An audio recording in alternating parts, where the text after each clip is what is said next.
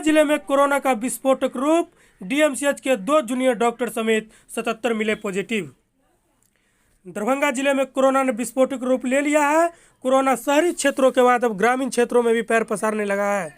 पिछले 24 घंटों में जिले के 8,554 लोगों की जांच में डीएमसीएच के 2 जूनियर डॉक्टर समेत 77 कोरोना पॉजिटिव मरीज मिले हैं।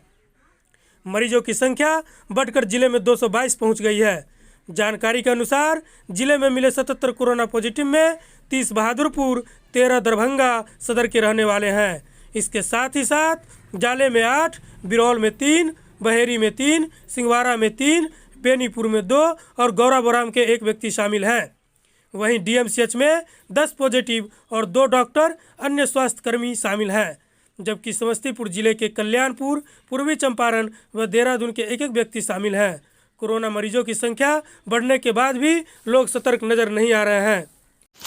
मिथिलांचल एक्सप्रेस की पूरी टीम आप सभी से अनुरोध करती है, कृपया बाहर निकले तो जरूर मास्क पहने, साथ में सामाजिक दूरी का पालन करें और सतर्क रहें।